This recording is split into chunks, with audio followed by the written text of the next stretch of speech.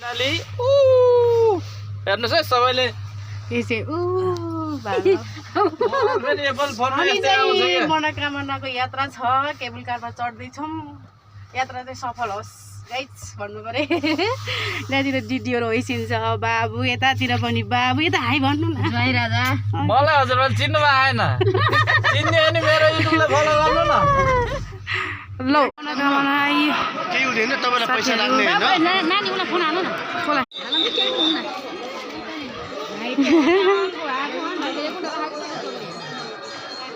मनोकामना दर्शनको लागि यति धेरै भिड छ कि गाइस के गर्नु गाह्रो छ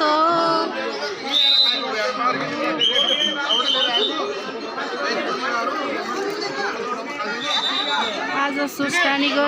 साङ्गेको सुरुको दिन यसरी भिड छ हाम्रो ग्याङहरू पनि अब बसिरहेको मिलेर मनोकामना पनि पूजा गरेर सबै सकाए होइन क्यामेराम्यान होइसिन्छ यतातिर फोटो खिचिसकेछ यतातिर होइसिन्छ खतरा छ साथीहरू मनोकामना दर्शन गर्न आउनु होला सबैजना क्यामेराम्यान पनि कति धेरै दुईजना छन् दुईजना नै क्यामेराम्यान छन्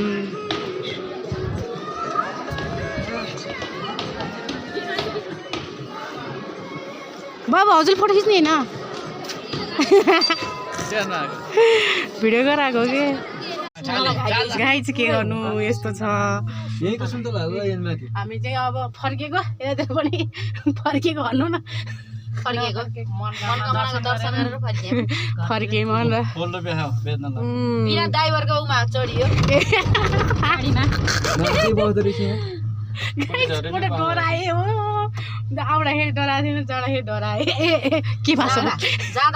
आउँदा फर्काए हो केबल कार चिनिरहेको थिएँ खाली आएर आउँदाखेरि जाँदा साथीहरू आज चाहिँ मनोकामना दर्शन गर्न गएको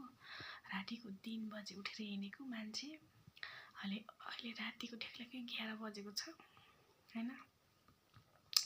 त्यसरी चाहिँ हिँडेर आएछौँ होइन साथीहरू के गर्नु टिका मेरो बिन्दिया जस्तो भइरहेछ अनि एकदम गाह्रो भयो क्या बिच बाटोमा गाडी बिग्रेर हाम्रो त्यही भएर यस्तो गाह्रो भयो कि होइन छिटै आउने मान्छे पनि धेरै दुःख भयो 2 घन्टा गाडी मिलाउनै लाग्यो हामीलाई मनोकामना पुग्नुभन्दा पहिले